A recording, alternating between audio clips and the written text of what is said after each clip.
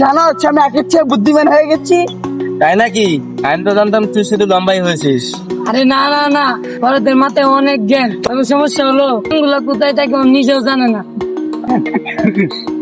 হেই, তোরা এখন হাসিস না। এখন আমি দিনের 24 ঘন্টা বই পড়ি।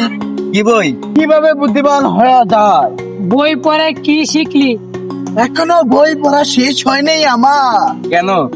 কারণ বইয়ের প্রথম পাতায় লেখা আছে বুদ্ধিমান মানুষ ধৈর্য নিয়ে পড়ে। তাই আমি ধৈর্য ধরে বই খুলে বসে আছি। বাহ, তুই বই পড়িস না, বই খুলে বসে আছিস, বই পাহারা দিস। হাবিব শোন, আমি কিন্তু খরাদের থেকেও বুদ্ধিমান।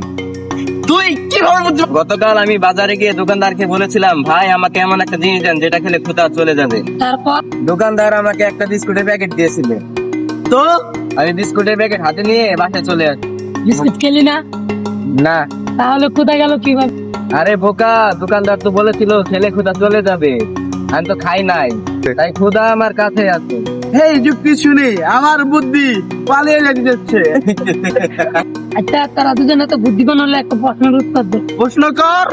আচ্ছা ধর, তোর কাছে 10টা আম আছে, এখান থেকে আমি 5টা আম নিয়ে গেলাম, আর তাকে কয়টা? 5টা আম থেকে? ভুল, কেন? কারণ তুই আমাকে আম দিতেই পারবি। ঠিক বলছিস, খরাদের কাছে আম থাকলে আমাকে একটাও দেয় না। এই আমি তোদেরকে আম দেবো না কেন? কারণ তুই খুব বুদ্ধিমান। বুদ্ধিমান হলে আম দেবো না কেন? কারণ বুদ্ধিমান মানুষ জানে বন্ধুকে আম দিলে বন্ধু আবার চাইবে। বাহ শান্ত, তুই তো আজকে সে একটা জ্ঞানের কথা বলছিস। ধন্যবাদ, তবে কথাটা আমি নিজেও বলিনি। তাহলে কে বলেছে এই কথা? আমার মা। তাহলে বুঝলা, আমাদের তিনজনের মধ্যে বুদ্ধিমান হলো তোর মা। কিন্তু একটা সমস্যা আছে। কি সমস্যা? আমার মা যদি জানে আমি নিজেকে বুদ্ধিমান বলি, তাহলে আমাকে বাসায় ডেকে বলবে, কি বলবে? আগে ঘরের বাজারটা করে আয়, তারপর বুদ্ধিমান হবি। চল আজ থেকে আমরা তিনজনে মিলে একটা বুদ্ধিমান ক্লাব খুলি। ভালো কথা। ক্লাবের সভাপতি কেনা হবে? আমি। তুই কেন? কারণ আমি সবচেয়ে বুদ্ধিমান। প্রমাণ কি? কারণ আমি তোদেরকে সভাপতি হওয়ার সুযোগ দিচ্ছি না, এটাই প্রমাণ। ঠিক আছে, তুই সভাপতি।